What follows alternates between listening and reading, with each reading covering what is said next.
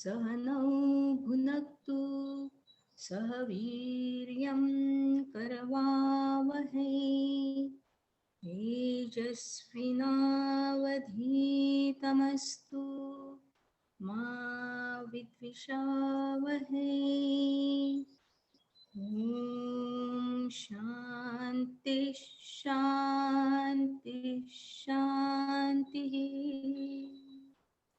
गुरुर्ब्रह्मा गुरुर्विष्णु गुरुर्देवो महेश्वरः गुरुः साक्षात् परब्रह्मा तस्मै श्री गुरवे नमः। तस्मै श्री गुरवे नमः। तस्मै श्री गुरवे नमः। अलंकापुरी पुण्यभूमि पवित्र तिथे नांदतो ज्ञानराजा सुपात्र तया ठविता महापुण्यराशी नमस्कार माझा सद्गुरु ज्ञानेश्वरासी।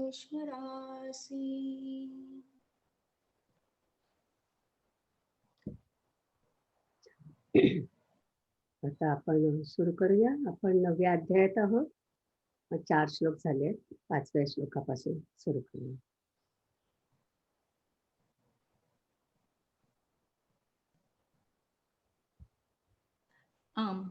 निलिमाताई समरी वाचायचे.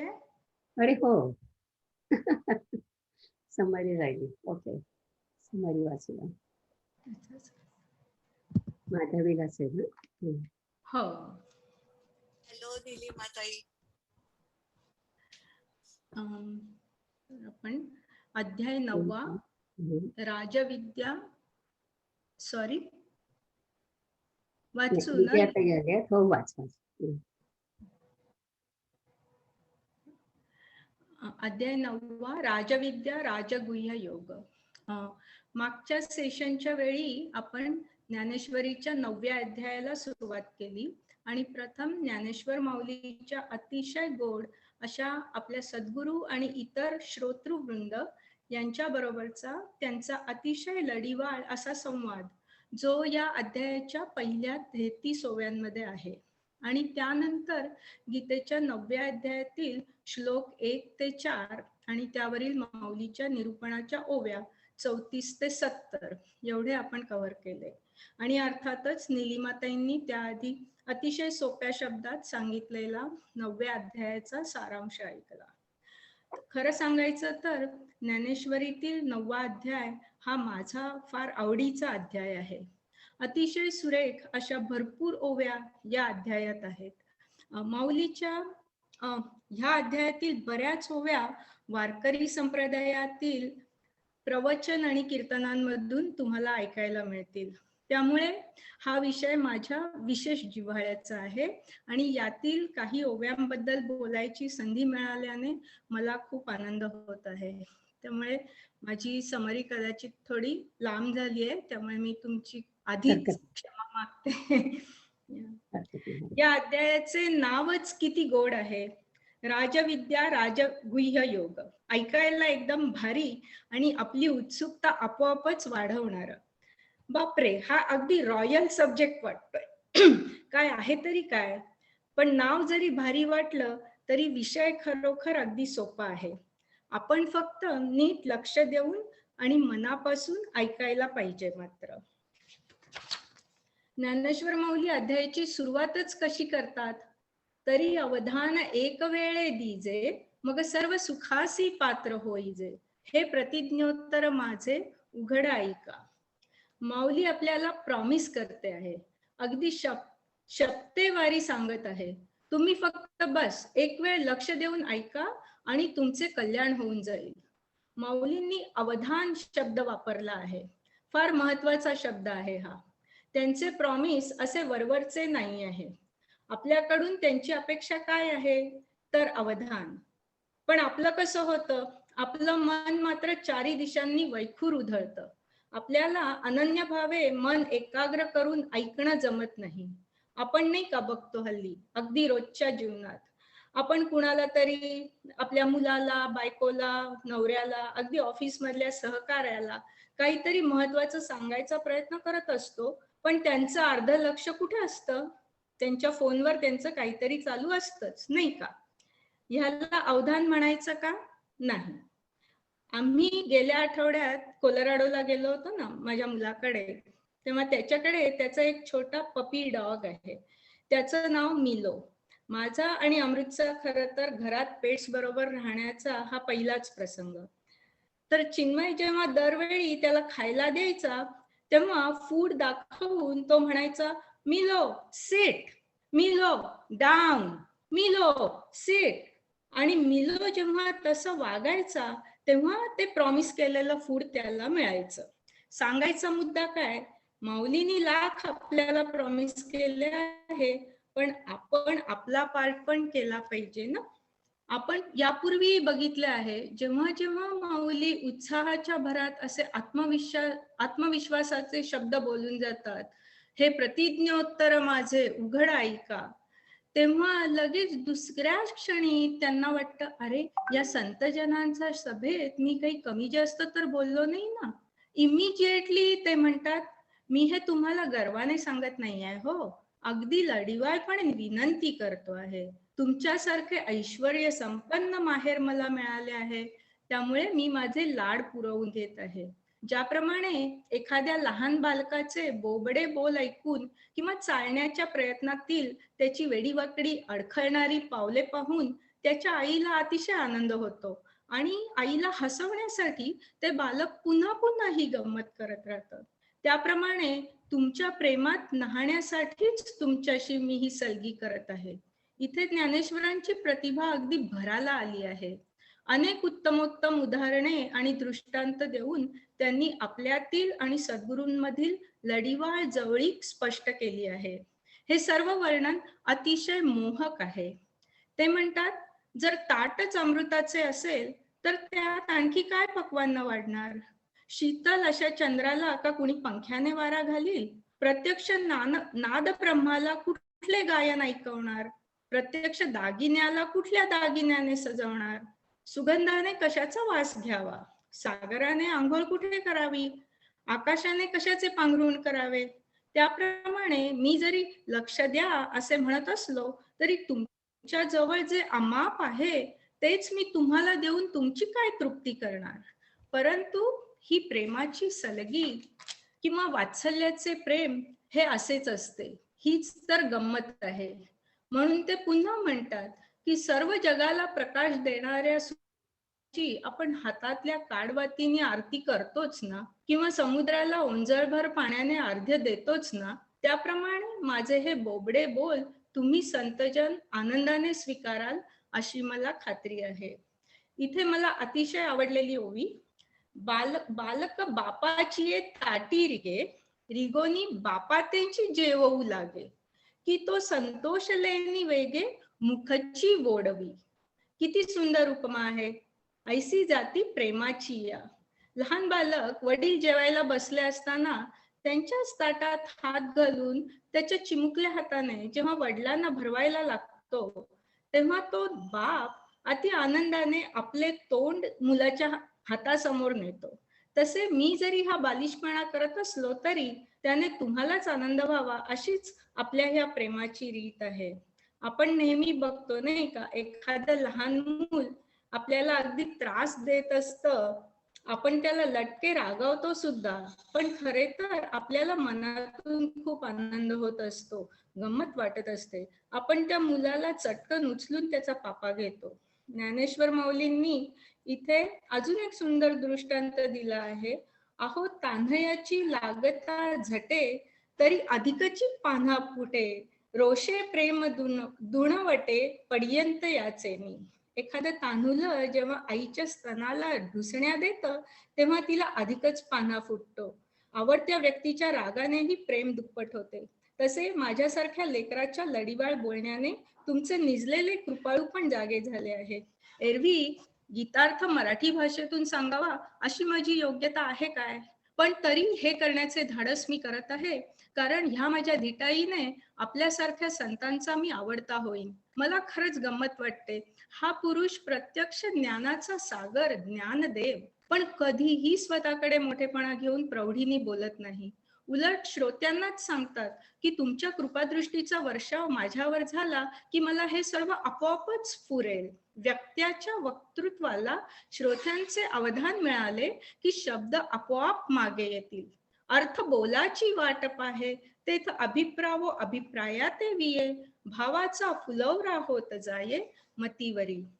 ज्ञानेश्वर महाराज श्रोत्यांना किती मोठेपणा देतात हे बघून मला खरंच नवल वाटतं.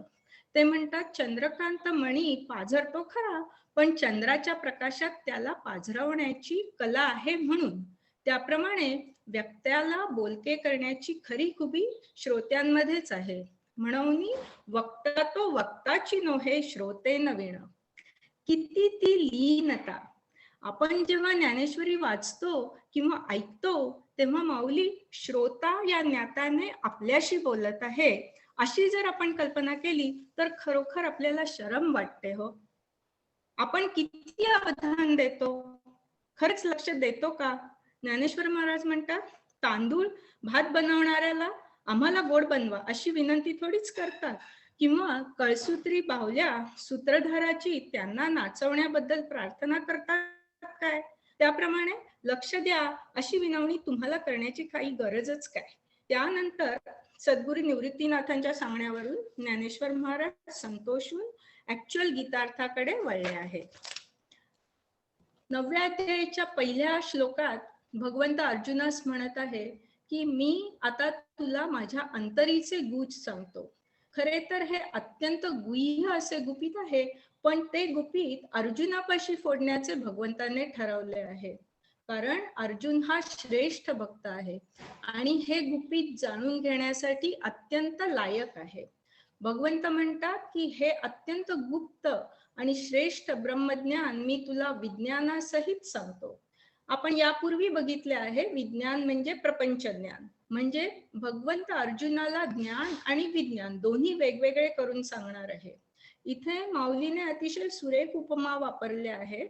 जसे राजहंस पक्षी पाणी आणि दूध वेगळे करून फक्त दूधच पितो, किंवा आपण जर धान्य सुपात घालून पाखडले तर कोंडा बाजूला होऊन फक्त धान्य शिल्लक राहते.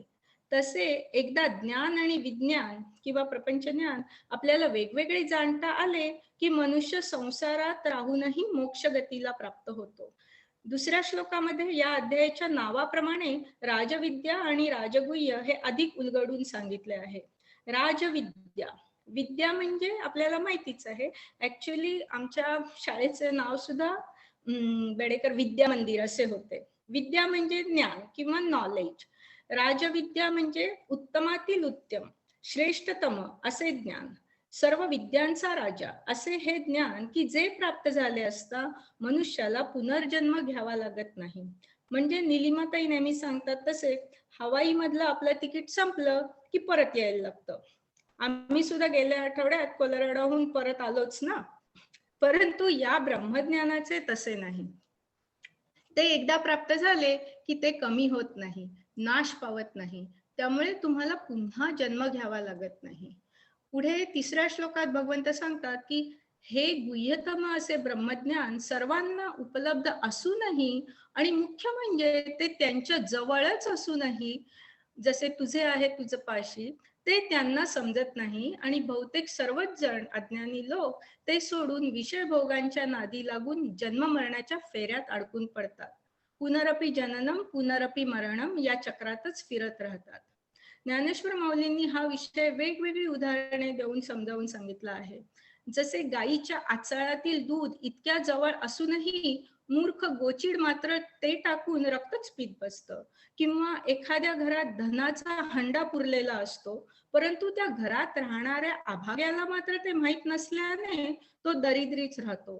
तसे सर्व सुखदायक असा मी त्यांच्या हृदयात असूनही अज्ञानी लोक विषयांच्या मागे धावत सुटतात. मृगजळ पाहून एखाद्याने अर्धवट गिळलेला अमृताचा घोट थुंकून टाकावा, किंवा वाटेवर सुंदर शिंपले दिसावे आणि गळ्यात बांधलेला परिसाचा मणी तोडून टाकावा, त्याप्रमाणे हे अभागी लोक विषयरूपी संसारात गुरफटतात आणि मी त्यांच्यातच असूनही ते मात्र माझ्यापर्यंत पोहोचत नाही आणि जन्म मरण्याच्या नदीत गटांगळ्या खात बसतात.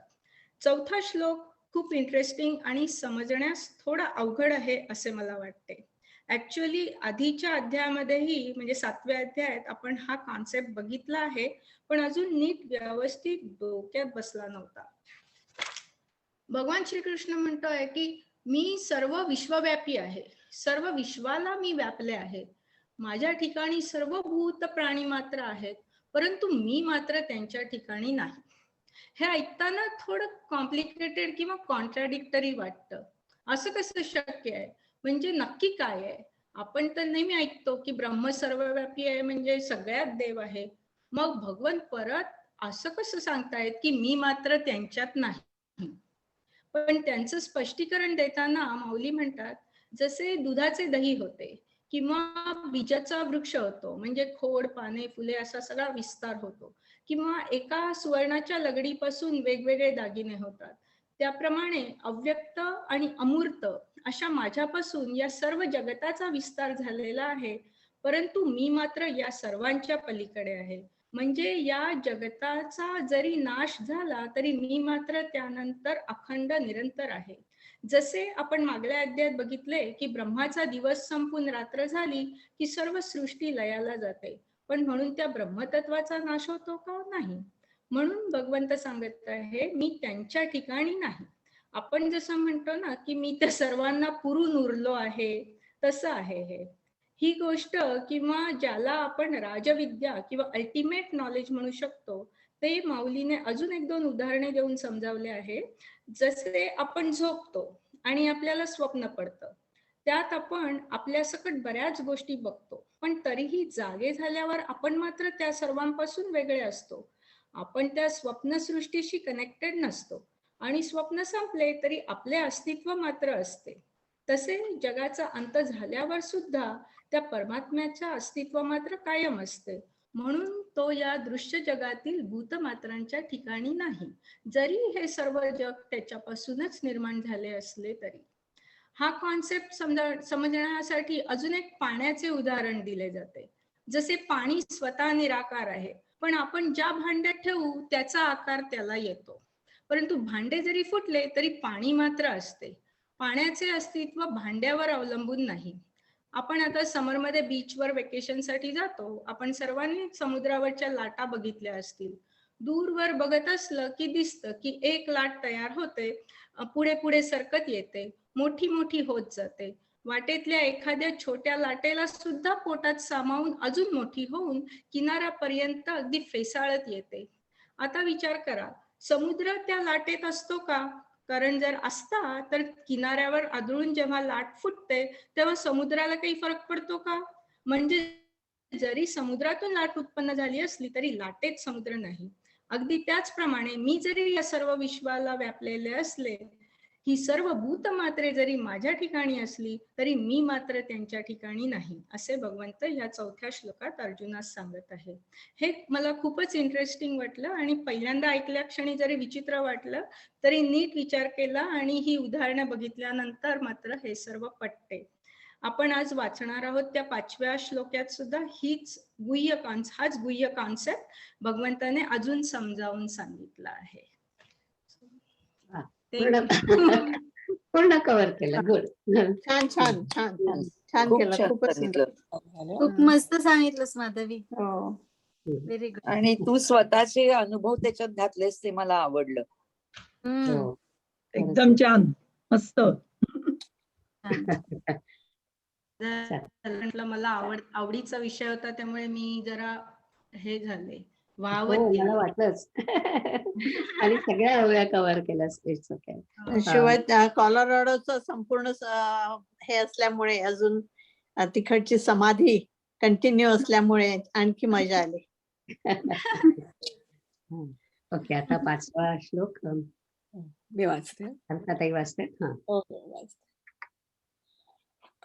न च मत्स्थानि भूतानि पश्य मे योगमैश्वरम् भूतभृन्न च भूतस्थो ममात्मा भूतभावनः.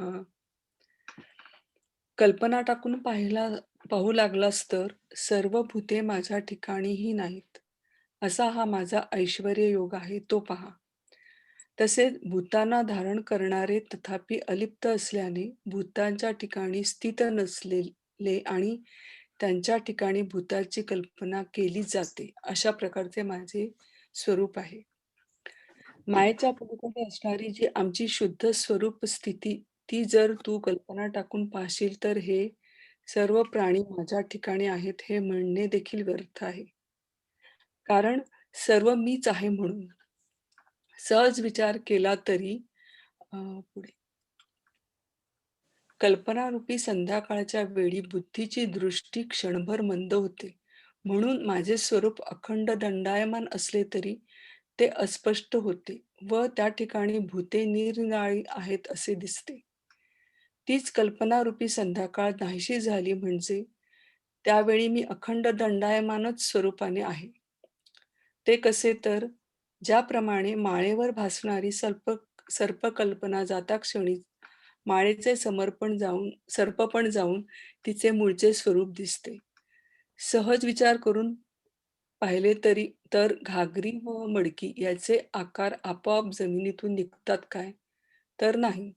परंतु त्या घागरी व ती मडकी हे कुंभाराच्या बुद्धीच्या कल्पनेचेच आकार उमटले आहेत. अथवा समुद्राच्या पाण्यात लाटाच्या खाणी आहेत काय? पाण्याचे रूपांतर लाटा ही वाऱ्याची करणी नव्हे काय? असे पहा की कापसाच्या पोटात कापडाचा गठ्ठा असतो काय? तो कापूस नेसणाऱ्याच्या दृष्टीने कापड झाला आहे. सोन्याचे जरी अलंकार झाले तरी त्याचे सोने पण मोडत नाही. सोन्याहून वेगळ्या आकाराचे अलंकार जे वरवर दिसतात ते दागिने घालणाऱ्याच्या दृष्टीने दिसतात. प्रतिध्वनीची प्रत्युत्तरे अथवा आरशामध्ये जे प्रतिबिंबित होते ते शब्द आणि रूप आपलेच असते की खरोखर दुसरे तेथे उत्पन्न होते? सांग. त्याप्रमाणे माझ्या शुद्ध स्वरूपी जे भूतांच्या कल्पनेचा आरोप करतो त्याला त्याच्याच कल्पनेमध्ये भूताचा भास होतो. तीच कल्पना करणारी प्रकृती संपली की भूताभास मूळचा संपलेला आहे. मग अखंड माझे शुद्ध स्वरूप राहते. हे असू दे. आपण आपल्या भोवती गरगर फिरले असता अंगात भोवळ आल्यामुळे जसे भोवतालच्या भिंती, नदीचा काठ वगैरे सर्व काही फिरल्यासारखे दिसते, त्याप्रमाणे आपल्या कल्पनेने माझ्या अखंड स्वरूपी भूते भासतात. तीच कल्पना टाकून पाहिले असता मी भूतांमध्ये व भूते माझ्यामध्ये आहे हे स्वप्नामध्ये सुद्धा कल्पना करण्यासारखे नाही. आता मी एक भूतांना धारण करणारा अथवा भूतांमध्ये मी असणारा ही बोलणी संकल्परूप कल्पनारूप सन्निपात झालेल्या मनुष्याच्या बडबडी आहेत. म्हणून प्रियोत्तमा अर्जुना ऐक. याप्रमाणे मी विश्वासहित विश्वाचा आत्मा आहे आणि तो मी या मिथ्या भूतसमुदायाला सदा आश्रय आहे. सूर्यकिरणाच्या आधाराने जसे मिथ्या मृगजळ भासते त्याप्रमाणे प्राणी मात्र माझ्या ठिकाणी मृगजलवत मिथ्या समज आणि मलाही सूर्यकिरणाप्रमाणे सत्य समज. या प्रकारचा मी जग या कल्पनेला आश्रय आहे, परंतु मी सर्व जगाहून वेगळा नाही असा आहे. तो कसा तर ज्याप्रमाणे सूर्य आणि सूर्याचा प्रकाश एकच आहे त्याप्रमाणे सर्व प्राणी आणि मी एक आहे. अर्जुना, हा आमचा ऐश्वर्य योग तुला चांगला समजला ना? आता येते महत्तत्वापासून देहापर्यंतची तत्वे व मी यामधील भेदांचा काही संबंध आहे का सांग. याकरता माझ्याहून सगळे प्राणी वेगळे नाहीत हे खास आणि मलाही प्राणीमात्राहून वेगळे कधीच मानू नकोस. हो. हा महत्वाचा संदेश आहे त्याच्यामध्ये हो. की विश्वासहित विश्वाचा आत्मा मी आहे आणि तो मी या मिथ्या भूत समुदायाला सदा आश्रय आहे. आपण म्हटलं होतं की ज्याला स्वतंत्र अस्तित्व असतं ते म्हणजे ब्रह्म आणि त्या अस्तित्वावर आधारित सगळं जग असतं म्हणून ते मिथ्या आपण म्हणतो. तर ही जी ओवी आहे 84 मला वाटतं हं. ती ओवी महत्वाची आहे. आणि शेवटी सुद्धा तेच सांगितलं त्यांनी की माझ्या आणि सगळ्यामध्ये भेद नाही, कारण सगळंच ब्रह्मापासून तयार झालं. म्हणजे जेव्हा आपण सगळे सृष्टीची उत्पत्ती पाहिली तेव्हाच आपण म्हटलं की ब्रह्म, मग माया, मग पंचमहाभूत, म्हणजे हे सगळंच सुरुवातीला तर ब्रह्मापासूनच सुरुवात झालंय रे. तर ते पुन्हा त्यांनी इथे सांगितलं आपल्याला. आणखीन एक गोष्ट मला सांगायची होती. अं, याच्यातला जो शब्द आहे योगमैश्वरम, तर ऐश्वर्य,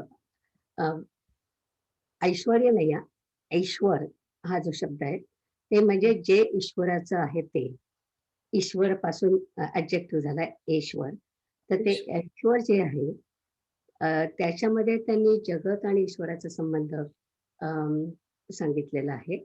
आणि त्याच्यामध्ये ईश्वर हे जे कनेक्शन आहे, तर हे जग हे ईश्वराचं वैभव आहे, अशा स्वरूपाची ती कल्पना आहे.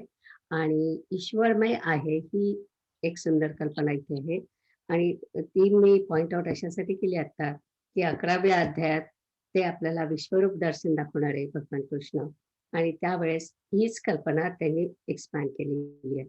पण त्या एक्सपॅन्ड केलेल्या कल्पनेचा बीज रूपाने इथे उल्लेख आहे योगमैश्वरम. तर ते योगम ऐश्वरम असं आहे ते. तर ते सांगायचं होतं. आणि दुसरं एक विषय म्हणायचं होतं की हां, तर त्या विश्वरूप दर्शनामध्ये कृष्णाने विश्वातल्या चांगल्या आणि वाईट दोन्ही गोष्टी दाखवल्या. आणि दुसरं मला सांगायचं होतं की त्याच्यामध्ये मम आत्मा असा शब्द आहे. मम आत्मा भूतभावनः. तर मम आत्मा असं का म्हटलंय, म्हणजे आपल्या मनात प्रश्न येतो की आत्मा, कृष्णाचा आत्मा आणि आपला आत्मा हा वेगळा आहे का? तर शंकराचार्य म्हणतात नाही, असा अर्थ नाही आहे. फक्त मम आत्मा म्हणजे मी स्वतः, असा अशा प्रकारे त्यांना सांगायचं होतं, म्हणून त्यांनी मम आत्मा असं म्हटलेलं आहे. तर अवतार जो काय असतो तो त्याचा आत्मा आणि आपला आत्मा वेगळा नाही, तर तो शब्दशः घेऊ नये असं सांगितलं.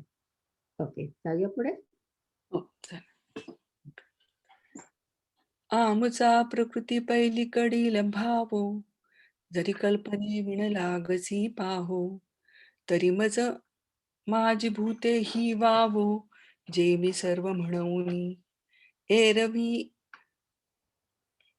संकल्पाची सांज वेळे, नावेक तिमिरे जती बुद्धीचे डोळे, म्हणून अखंडित परी झावळे, भूत भिन्न ऐसे देखे, तेची संकल्पाची सांज जाई लोपे, तै अखंडितची आहे स्वरूपे, जैसे संका खात जात खेवो लोपे, सापपण माळेचे, एरवी तरी भूमी आतुनी स्वयंभ, काय घडे या गाडगेयाचे निघती कोंभ, परिते कुलाल मतीचे गर्भ, उमटले की ना तरी सागरीचा पाणी, काय तरंगाची आहाती खाणी, ते अवांतर करणी वारयाची नव्हे, पाहे पा कापसाच्या पोटी, काय कापडाची होती पेटी, तो वेढी तयाची आदिठी कापड जाहला, तरी सोने लेणे होऊन घडे, तरी तयाचे सोने पण न मोडे, येर अलंकार हे वरचिलिये कडे, लेत याचे निभावे, सांगे पडिसादाची प्रत्युत्तरे, का आरिसा जे आविष्कारे, ते आपले की साचोकारे तेथेची होते, तैसी ये निर्मळे माझा स्वरूपी, जो भूत भावना आरोपी, तयासी तयाचा संकल्पी, भूताभासू असे, तेची कल्पिती प्रकृती पुरे, आणि भूता भासू आधीच सरे, मग स्वरूप उरे एक सरे निखळ माझे, हे असो आंगी भरलिया भवंडी, जैसा भोवत दिसती अरडी दरडी, तैसी आपुलिया कल्पना अखंडी, गमती भूते, तेची कल्पना सांडूनी पाही, तरी मी भूती भूते माझी आठाई, हे स्वप्नी ही परी नाही कल्पावया जोगे, आता मी एक भूताते धरता, अथवा भूता माझी मी असता, या संकल्प संनिपाता आतुलिया बोलिया. म्हणून परी गा प्रियोत्तमा, या परी मी विश्वेशी विश्वात्मा, जो या लटकिया भूतग्रामा. भाव्यूस सदा रश्मीचेनी आधारे जैसे, नवतेची मृगजळ आभासे. माझा ठाई भूतजात जैसे, आणि मातेही भावी. मी ये परीचा भूत भावनू, परी सर्व भूतासी अभिन्नू. जैसी प्रभा आणि भानू एकची ते, हा आमुचा ऐश्वर्य योगू. तुवा देखिला की चांगू, आता सांगे काही येथ लागू. भूतभेदाचा असे, या लागी मज पासूनी भूते. आने नवती हे निरुते, आणि भूता वेगळिया माते. कहीच नमनी हो.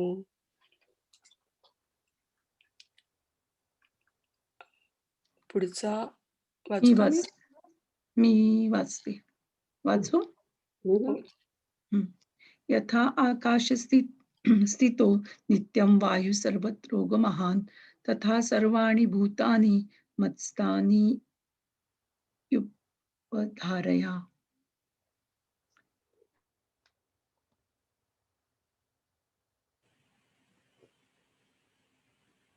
ऐकू नाही येते.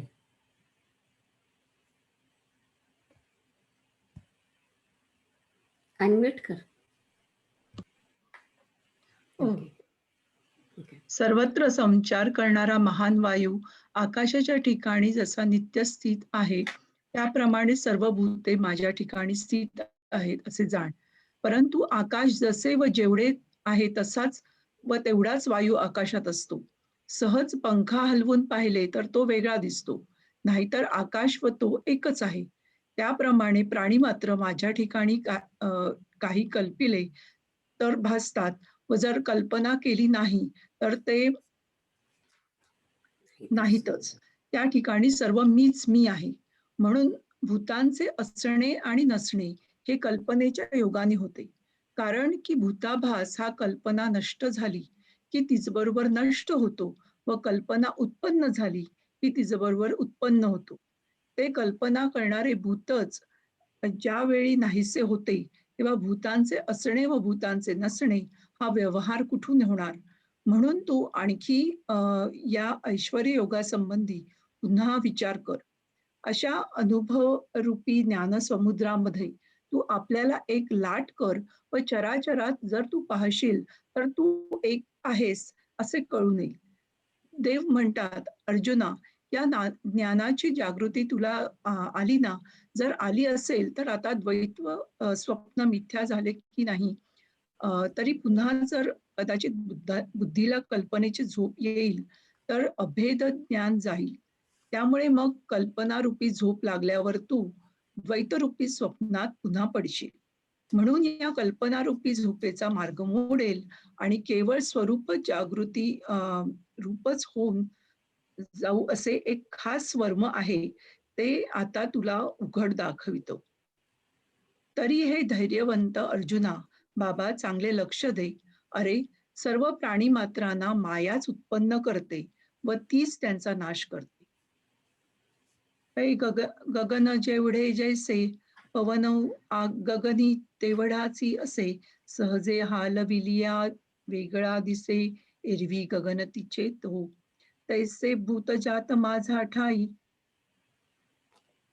कल्पिजे जरी तरी आभासे काही, निर्विकल्पी तरी नाही, तेथ मीची मी आघवे. म्हणून नाही आणि असे, हे कल्पनेची ने सौरसे, जे कल्पना लोपे भ्रंशे, आणि कल्पने सवे होय. तेची कल्पिते मुद्दल जाय, ते असे नाही के हे आहे. म्हणून पुढती तू पाहे. मला एक मिनिट. हा ऐश्वर्य योगू, ऐसी या प्रतीते बोध सागरी, तू आपणे या ते कल्लोळू एक करी.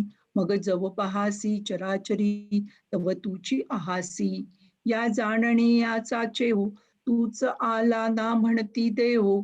हे तुझं आला ना म्हणती देव, तरी आता द्वैत्व स्वप्न वावो झाले की ना. तरी पुढती जरी विपाये, बुद्धीसी कल्पनेची झोप ये. तरी अभेद बोधू जाय, जय स्वप्नी पडिजे. म्हणून म्हणून ये निद्रेची वाट मोडे, निखळ उद्बोधाचेची आपण पे घडे. ऐसे वर्मजे आहे पुढे, ते दावो आता. तरी धनुर्धरा धैर्या, निके अवधान देई बा धनंजया. पै सर्व भूता ते माया, परी हरी गा. सर्व भूतानि कौतय्य, प्रकृती यान्ति मामिकाम. कल्पक्षये पुनस्तानि, कल्पादो विसृजामयम्. म्या. हे कौतय्या, कल्पांती सर्व भूते माझ्या मायेप्रत जातात. त्यांना पुन्हा दुसऱ्या कल्पाच्या आरंभी मी निर्माण करतो. जिला प्रकृती असे नाव आहे आणि जी तुला 2 प्रकारांनी सांगितली, एक 8 प्रकारचा भेद दाखवून स्पष्ट केली व दुसरी जीवरूपा म्हणून सांगितली. हा सर्व प्रकृतीचा विषय अर्जुना तू मागे अध्याय 7वा श्लोक 4 व 5 मध्ये ऐकला आहेस, म्हणून आता तो राहू दे. वारंवार कशात सांगावयास पाहिजे. तरी ही सर्व भूते महाकल्पाच्या शेवटी या माझ्या अव्यक्त प्रकृतीत ऐक्याला येतात. ग्रीष्म ऋतूच्या प्रखर उष्णतेत बीजासहित गवते ज्याप्रमाणे पुन्हा भूमीमध्ये पूर्णपणे लीन होतात, अथवा वर्षा ऋतूचे अवडंबर नाहीसे होते व जेव्हा शरद ऋतूचे झाकले पण नाहीसे होते, म्हणजे शरद ऋतू जेव्हा लागतो तेव्हा सर्व मेघ मात्र आकाशात नाहीसे होतात, अथवा आकाशाच्या घरात वायू शांतच होऊन नाहीसा होतो, अथवा लाटेचा आकार पाण्यामध्ये ज्याप्रमाणे नाहीसा होतो, अथवा जागृती आली म्हणजे स्वप्न मनातल्या मनात नाहीसे होते, त्याप्रमाणे कल्पक्षयाच्या वेळी प्रकृतीपासून झालेले सर्व जग पुन्हा प्रकृतीत लीन होते. नंतर पुन्हा कल्पाच्या आरंभी मीच सृष्टी उत्पन्न करतो असे लोक बोलतात. तर याविषयी खरा विचार ऐक. जिये नावगा प्रकृती, जे द्विविध सांगितली तुझ प्रती. एकी अष्टदा भेद व्यक्ती, दुजी जीव रूपा. हा प्रकृती विखो आघवा, तुवा मांगा परिसिल्यासे पांडवा. म्हणून असो काही सांगावा, पुढत पुढती. तरी ये माझी ये प्रकृती, महाकल्पांचा अंती. सर्व भूते अंती सर्व भूते अव्यक्ती ऐक्यासी येती. ग्रीष्माचा अतिरसी, सबीजे तृणे जैसी. मागुती भूमीसे सुलिने होती. का वर्षीये ढेडे फिटे, जेव्हा शारदीयेचा अनुगुडू फुटे. तेव्हा घनजात आटे, गगनीचे गगनी. नातरी आकाशाची ये खोपे, वायू निवांतुचे लोपे. का तरंगता हारपे, जळी जेवी. अथवा जगिनलिये वेळे, स्वप्न मनींचे मनी मावळे. ऐसे प्राकृत प्रकृती मिळे कल्पक्षयी. मग कल्पांदी पुढती, मीची सृजी ऐसी वंदती. तरी ये विषयी निरुती, उपपत्ती ऐक. तर याच्यामध्ये मला हेच सांगायचंय की कल्पाचा नाश होतो असं म्हणतात, तेव्हा सगळं ब्रह्मांड बुडतं आणि सगळी भूत प्रकृतीत विलीन होतात, ब्रह्मात विलीन होत नाहीत. आणि तुम्हाला प्रकृती आणि ब्रह्मामधला फरक माहिती आहे की ब्रह्म निर्गुण असतं, प्रकृतीला गुण असतात. आणि त्याच्यानंतर अष्टदा प्रकृती जे म्हटलंय, तर अष्टदा म्हणजे ज्याला 8 भाग आहेत ते, त्याच्यापैकी 5 म्हणजे पंचमहाभूत आणि आपलं जे मन बुद्धी अहंकार असतं त्यांना ते 3 असं मिळून अष्टदा प्रकृती म्हणतात. ओके, जाऊया पुढे. 8वा श्लोक कोण म्हणते? मी वाचते. प्रकृतिं स्वामवष्टभ्य, विसृजामि पुनः पुनः. भूतग्राममिमं कृत्स्नमवशं प्रकृतेर्वशात्. मी आपल्या प्रकृतीचा अंगीकार करून प्रकृतीच्या नियंत्रणामुळे पराधीन असलेले सर्व भूत समुदाय मी पुन्हा पुन्हा निर्माण करतो. तर अर्जुना, या माझ्या मायेचा जेव्हा मी स्वभावतः अंगीकार करतो तेव्हा सुताचा नित्य संबंध असलेल्या वस्त्रामध्ये ज्याप्रमाणे विणकर दिसते, त्या विणकरीच्या आधाराने मग लहान लहान चौकड्या एकत्र होऊन जसे वस्त्र होते, तशी मायाच पंचमहाभूतात्मक जगाच्या आकाराने प्रगट होते. ज्याप्रमाणे विरजणाच्या संयोगाने पातळ दूध दही रूपाने घट्ट होत जाते, त्याप्रमाणे प्रकृती सृष्टीपणाच्या आकाराला येते. बीजाला पाण्याचे सानिध्य मिळाले म्हणजे ते बीजच जसे लहान मोठ्या फांद्यांच्या रूपाने विस्ताराला पावते, त्याप्रमाणे मला प्राणीमात्रांचे हे उत्पन्न करणे आहे. अरे अर्जुना, नगर हे राजाने रचले या म्हणण्याला खरोखर खरेपणा आला आहे असे म्हणण्याचा प्रघात आहे, पण वास्तविक पाहिले तर नगर रचण्यात राजाच्या हाताला काही श्रम पडले आहेत काय? आणि मी प्रकृतीचा अंगीकार करतो ते कसे म्हणशील तर जसा स्वप्नामध्ये जो असतो तोच मग जागृतावस्थेत प्रवेश करतो त्याप्रमाणे. तर अर्जुना, स्वप्नातून जागृतीत येताना त्याचे पाय दुखतात काय, अथवा स्वप्नामध्ये असताना प्रवास होतो काय? या सर्वांचा अभिप्राय काय म्हणून विचारशील तर या भूतसृष्टीचे मला काही एक देखील करावे लागत नाही असाच याचा अर्थ आहे. ज्याप्रमाणे राजाची आश्रित प्रजा आपापल्या व्यवहारात वागते, त्याप्रमाणे प्रकृतीला माझ्या सत्तेचा केवळ आधार असतो. बाकी कर्तृत्व सर्व हिचे म्हणजे प्रकृतीचे आहे. पहा की अर्जुना, पूर्णचंद्राच्या भेटीने समुद्र भरतीने अफाट भरून येतो. त्या भरती येण्यात चंद्राला श्रम पडतात काय? लोहचुंबकाच्या जवळपणाने अचेतन लोखंड हलते तर हले नका, पण जड लोखंडाला जवळ ओढून आणण्याचे श्रम लोहचुंबकाला काय पडले? फार काय सांगावे. याप्रमाणे मी आपल्या प्रकृतीचा अंगीकार करतो व त्या योगाने ती प्रकृती भूतसृष्टीला एकसारखी उत्पन्न करूच लागते. अर्जुना, हा जो सर्व प्राण्यांचा समुदाय आहे तो प्रकृतीच्या अधीन आहे.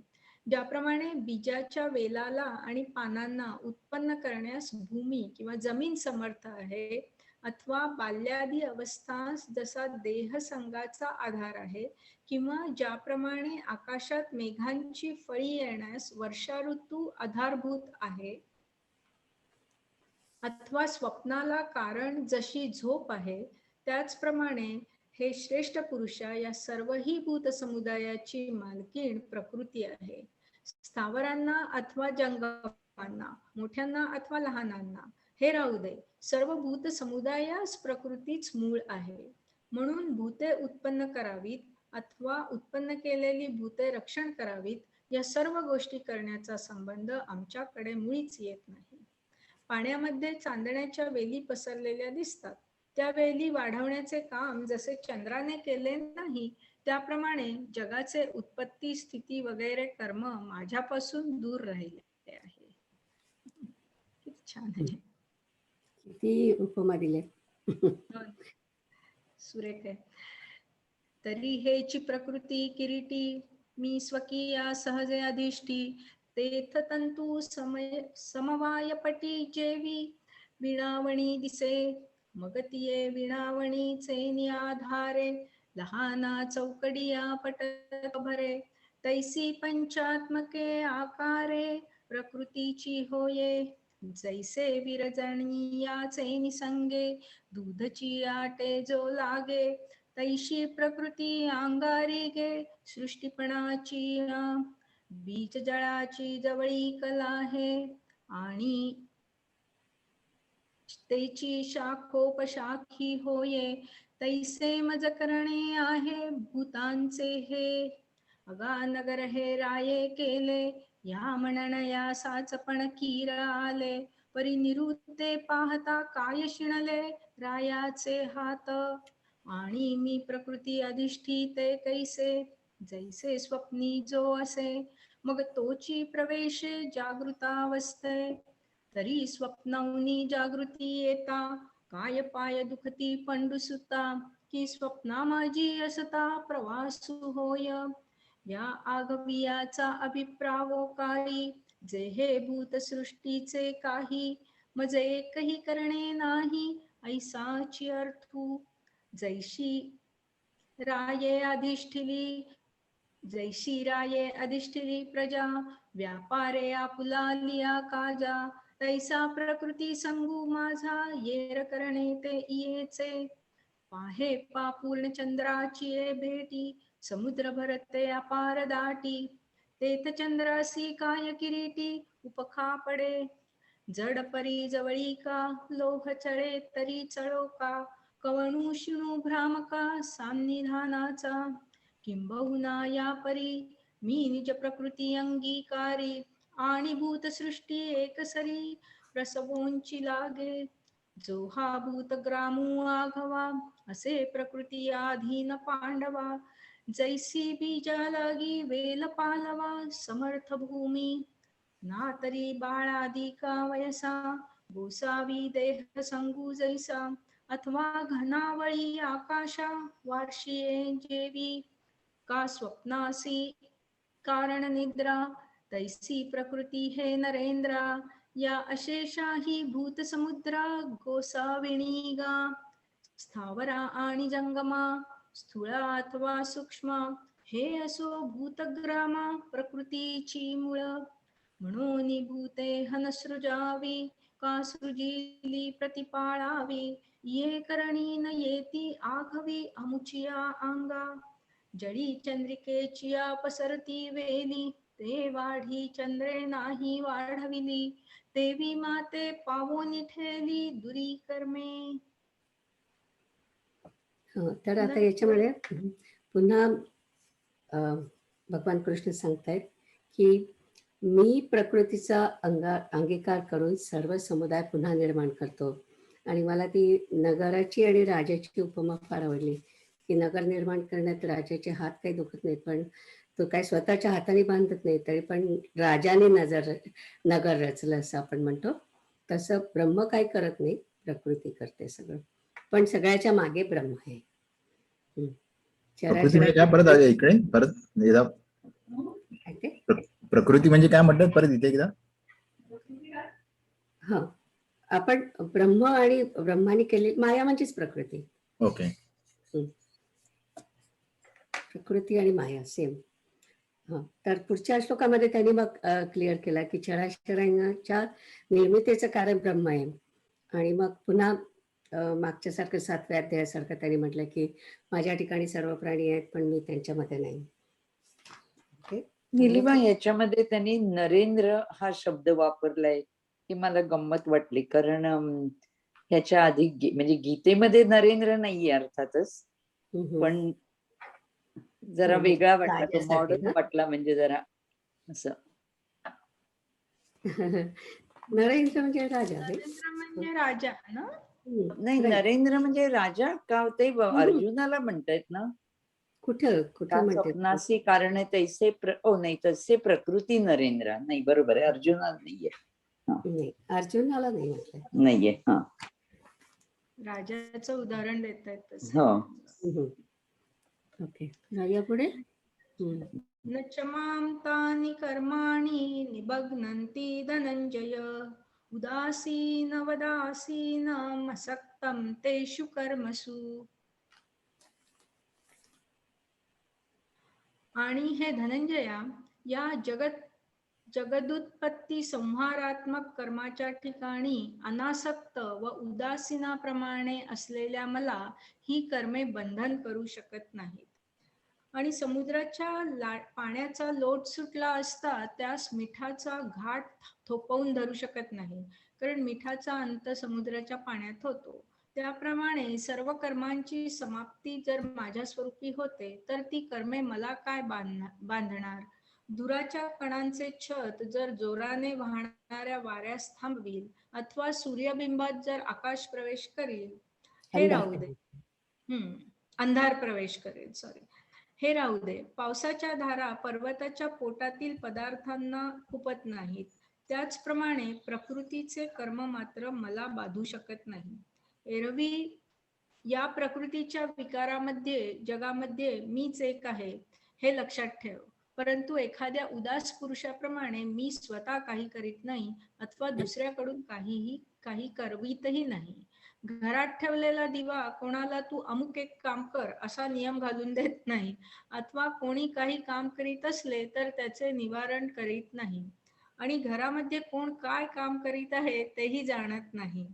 ज्याप्रमाणे तो दिवा घरात साक्षीभूत किंवा तटस्थ असून घरातील सर्व व्यापाऱ्यांच्या प्रवृत्तीला कारण असतो, त्याप्रमाणे सर्व भूतांमध्ये मी असून त्यांच्याकडून होणाऱ्या कर्मांमध्ये मी उदासीन आहे. हा एकच विचार पुन्हा पुन्हा अनेक युक्तिप्रयुक्त्यांनी काय सांगू अर्जुना, येथे आणखी एवढे समज म्हणजे झाले.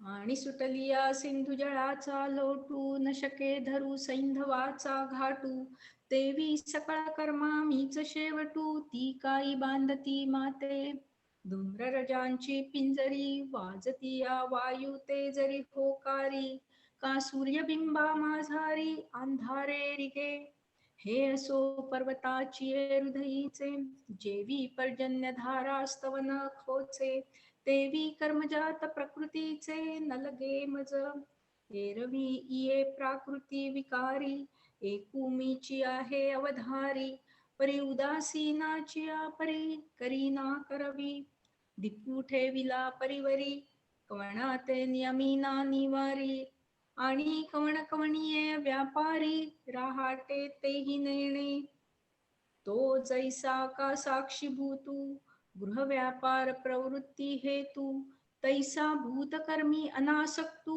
मी भूती असे. हा एकची अभिप्रावो पुढत पुढती काय सांगो बहुता उपपत्ती येथ एक वेळा सुभद्रापती ये तुले जाणपा.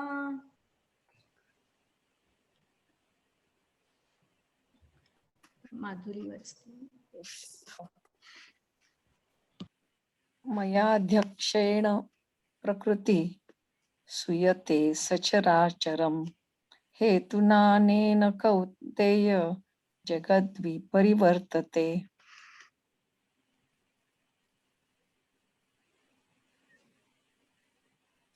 हे कुंतीपुत्रा, माझ्या आश्रयाने माया चराचर जगत निर्माण करते. या कारणामुळे जगाची घडामोड होते. ते हे की लोकांच्या सर्व व्यापाराला सूर्य जसा नीतिमात्र आहे त्याप्रमाणे निमित्त मात्र आहे, त्याप्रमाणे अर्जुना जगाच्या उत्पत्तीला मी हेतू आहे असे समज. कारण की मी प्रकृतीचा अंगीकार केला म्हणजे तिच्यापासून चराचरांची उत्पत्ती होते, म्हणून मी या चराचरांच्या उत्पत्तीला हेतू आहे असे युक्तीला जुळते. आता या विचाराच्या प्रकाशाने तू माझ्या स्वरूपाला ऐश्वर्य योगाला चांगले न्याहाळून पहा. ते असे की माझ्या ठिकाणी सर्व प्राणी आहेत पण मी प्राण्यांमध्ये नाही, अथवा भूते माझ्या ठिकाणी नाहीत आणि भूतांमध्ये मी नाही. हे वर्म तू कधीही विसरू नकोस. ही आमची सर्वस्वी लपून ठेवलेली गोष्ट आहे, परंतु तुला उघड करून सांगितली आहे. आता इंद्रियांची द्वारे बंद करून सर्व इंद्रिय वृत्त अंतर्मुख करून तुझ्या गुह्य विचाराचा अंतःकरणात अनुभव घे. अर्जुना, हे वर्म जोपर्यंत स्वाधीन होणार नाही तोपर्यंत ज्याप्रमाणे कोंड्यात दाणा शोधला असता सापडणार नाही, त्याप्रमाणे माझी खरी स्वरूप स्थिती मुळीच अनुभवास येणार नाही. एरवी तर्काच्या बळाने माझी स्वरूप स्थिती खरोखर कळल्यासारखी वाटते, पण ते खरे कळणे नाही. ते कसे तर पुढील उदाहरणाने सांगतात. परंतु मृगजळाच्या ओलाव्याने जमीन भिजते काय? जेव्हा जाळे पाण्यात पसरले तेव्हा त्यात चंद्रबिंब सापडल्यासारखे दिसते, परंतु ते जाळे पाण्यातून काढून काठावर झाडले तेव्हा चंद्रबिंब कोठे असते सांगा बरे. त्याप्रमाणे वक्तृत्वाच्या जोरावर कित्येक आपल्या प्रतिपादनाने स्वतःच्या अनुभवाचे डोळे उगीच झाकण्यास लावतात. आपण आपल्याला फसवितात. मग खऱ्या बोधाच्या परीक्षेची वेळ आली म्हणजे बोध असतही नाही व होतही नाही. जे लोकचेष्टा समजता जैसा निमित्त मात्र का सविता, तैसा जगत प्रभवी पंडुसुता, हे तुम्ही जाणे. काजे मिया अधिष्ठिलिया प्रकृती, होती चराचराची या संभूती, म्हणून मी हेतू हे उपपत्ती घडे या. आता येणे उजिवडे निरुते, न्याहाळी पा ऐश्वर्य योगाते, जे माझा ठाई भूते परिभूती मी नसे, अथवा भूते ना माझा ठाई आणि भूतान माझी मी नाही, या खुणा तू कही चुको नको. हे सर्वस्व आमुचे गूढ, परिदाविले तुझ उघड, आता इंद्रिया देऊनी कवाड हृदयी भोगी, हा दंशु जव न ये हाता, तव माझे साचो कारे पण पार्था, न संपडे गा सर्वथा जेवी भूसी कणू, एरवी अनुमानाचे नि पैसे, आवडे खीर कळले ऐसे, परिमृग जळाचे नि ओलांशे, काय भूमी तिमे. जे जाळ जळी पांगिले, तेथ चंद्रबिंब दिसे आंतुडले, परी थडिये काढुनी झाडिले, तेव्हा बिंबके सांगे, तैसे बोलवरी वाचा बळे, पायांची झकविती प्रतीतीचे डोळे, मग साचोकारे बोधावेळे आथी ना होई जे. ठीक आहे, पुढे. मी पुढचं दुसरं कोणीतरी वाचणार आहे. ओके. मला अगदीच छोटं मिळालं ह्या वेळेला माधवी. कारण पुढचा श्लोक खूप आहे मोठा, त्यामुळे ते खूप अच्छा. झालं. बर. खूप मोठं आहे. ओके, आपण 9 वाजलेत. आपण थोडस तरी वाचू शकतो. किती ओळ्या वाचायच्या आहेत याच्यातल्या महेशला? 36 सगळ्यात ठरल्या होत्या का माधवी? तू म्यूट वर बोलतेस. हो, ओके. नाही, मग आपण एक अजून 20-25 ओव्या तरी वाचू शकतो. एक वाचूया, चालेल.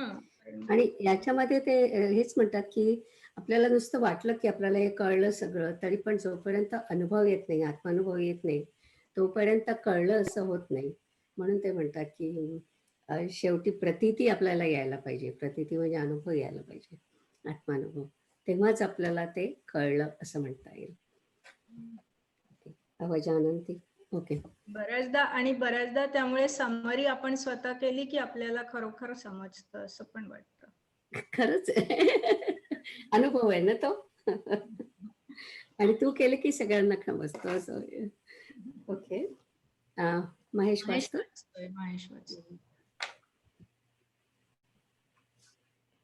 अवजानन्ति मामूढा मानुषी तनुमाश्रितं, परं भावमजानन्तो मम भूतमहेश्वरम्.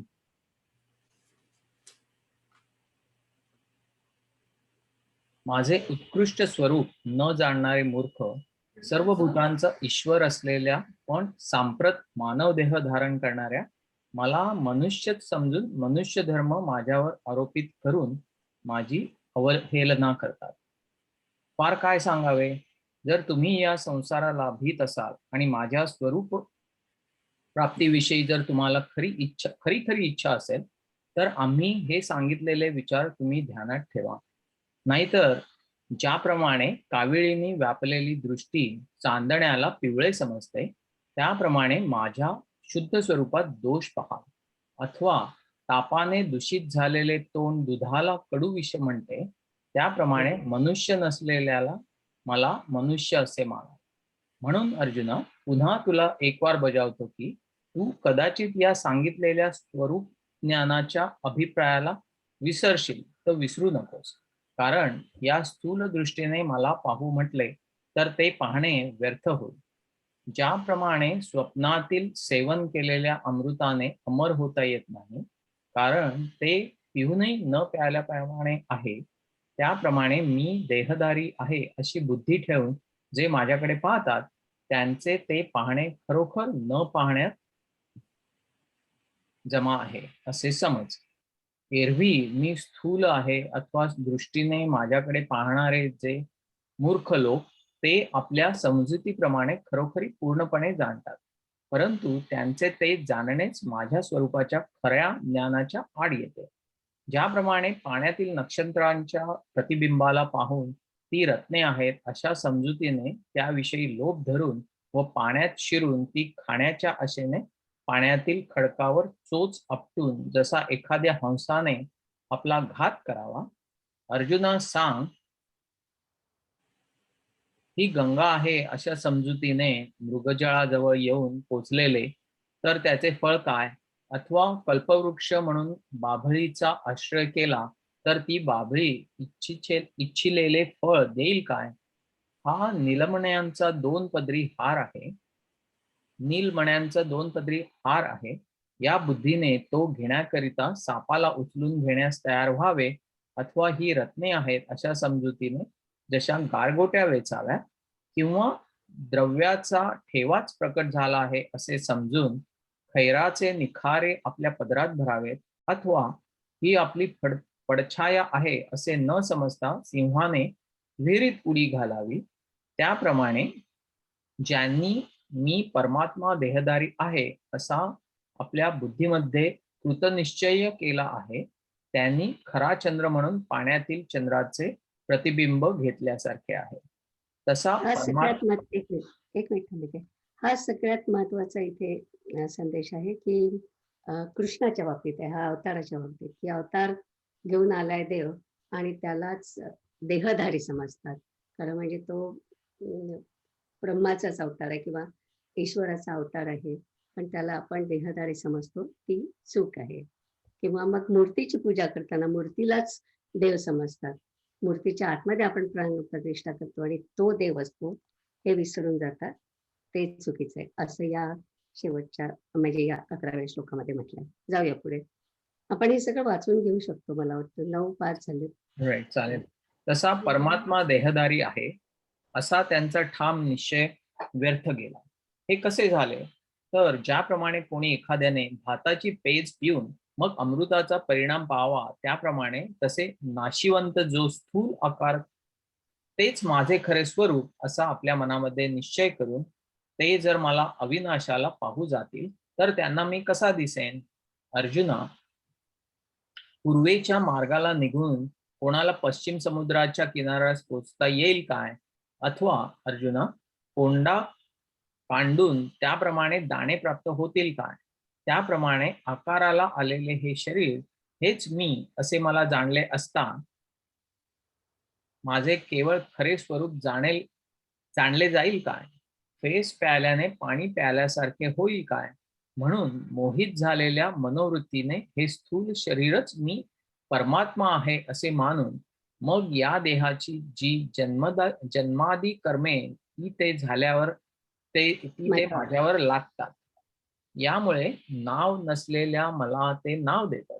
वस्तुत मी क्रियाशून्य असून मी क्रिया करतो असे म्हणतात व देहानी मर्यादेने रहित असलेल्या मला जन्म मरणाधिक जे देहधर्म त्यांचा संबंध लावतात. जो मी निराकार आहे त्या मला आकार आहे असे मानतात व देहरहित जो मी त्या मला पूजेचे उपचार अर्पण करतात. शास्त्र मर्यादेचे बंधन नसलेल्या मला आचाराधिक व्यवहार लावतात. जातीच्या पलीकडे असणाऱ्या मला एका विशिष्ट जातीच्या समजतात. निर्गुणाला सगुण समजतात. पाय नसताना माझ्या ठिकाणी पायांची कल्पना करतात. त्याचप्रमाणे हातांच्या कल्पनेस माझ्या ठिकाणी जागा नसूनही हात या अवयवाची कल्पना करतात. मोजता न येण्या इतके माझे स्वरूप अमर्याद आहे, परंतु मलाही मर्यादेत घालतात. मी खरोखर सर्व ठिकाणी असूनही मला एखादे ठिकाण कल्पितात. ज्याप्रमाणे आपल्या अंथरुणावर निजलेला मनुष्य स्वप्नात अरण्य पाहतो,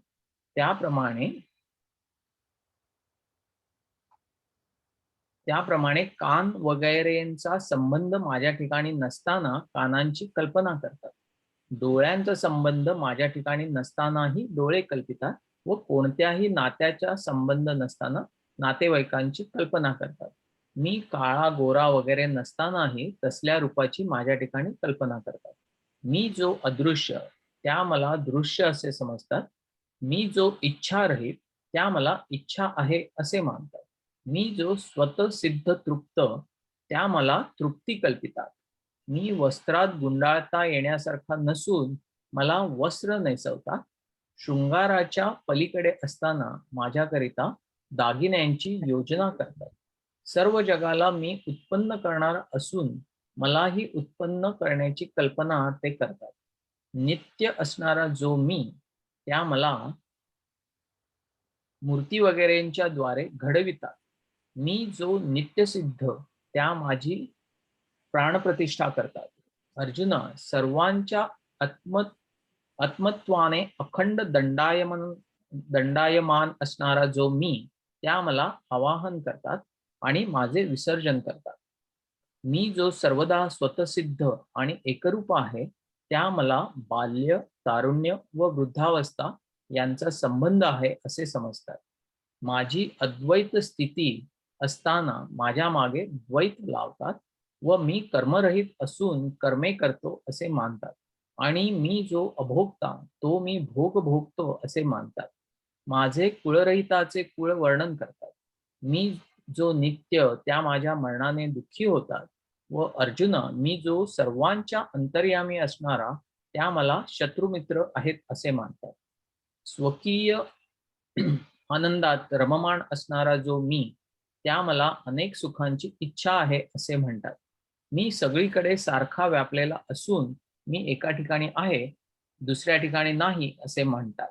मी स्थावर जंगमांचा एकच असा आत्मा असता मी एकाचा कैवार घेतो असे म्हणतात आणि रागावून एकाला मारतो हेच जगात प्रसिद्ध करतात.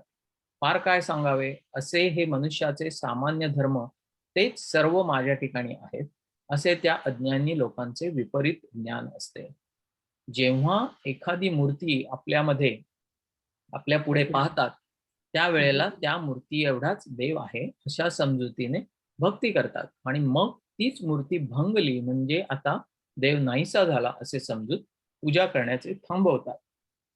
अशा या प्रकाराने आकारावरून इतर देहधाऱ्यांसारखाच मी एक मनुष्य आहे असे समजतात. म्हणून त्यांचे ते विपरीत ज्ञान माझ्या शुद्ध स्वरूपाच्या यथार्थ ज्ञानास झाकून टाकते. द्वैतवादावरती खूप त्यांनी हे केलं. ओवे आपण पुढच्या वेळी वाचू, चालेल? चालेल. पुन्हा ऐकल्यावरती थोडस आपण बोलू आणि ओव्या वाचू, कारण जरा महत्वाचा आहे हा श्लोक. ओके. माधवी, आता आपण छान वाचलं सगळ्यांनी आज. Good job. प्रार्थना म्हणूया. आता विश्वात्मके देवे येणे वाग्यज्ञे तोषावे, तोषोनी आमज द्यावे पसाय दान हे. जे खळांची व्यंकटी सांडो तया सत्कर्मी रती वाढो, भूता परस्परे पडो मैत्र जीवांचे. दुरितांचे तिमिर जाओ विश्वस्वधर्म सूर्ये पाहो, जो जे वांछील तो ते लाहो प्राणिजात. वर्षत सकाळ मंगळी ईश्वर निष्ठांची मांदियाळी, अनवरत भूमंडळी भेट तू भूता. चला कल्पतरूंचे आरव चेतना चिंतामणीचे गाव, बोलते जे अर्णव पियुषांचे. चंद्रमे जे अलांछन मार्तंड जे तापहीन, ते सर्वाही सदा सज्जन सोय रे हो तू. किंबहुना सर्वसुखी पूर्ण हो नीती लोकी, भजितो आदिपुरुषी अखंडितम. आणि ग्रंथोपजीविये विशेषी लोकीये, दृष्टादृष्ट विजय होवावे जी. तेथ म्हणे श्री विश्वेश्वराओ, हा होईल दान पसाओ. येणे वरे ज्ञान देवो सुखिया झाला, सुखिया झाला, सुखिया झाला. ओम पूर्णमद पूर्णमिदं पूर्णात् पूर्णमुदच्यते, पूर्णस्य पूर्णमादाय अवशिष्यते. ॐ शान्ति शान्ति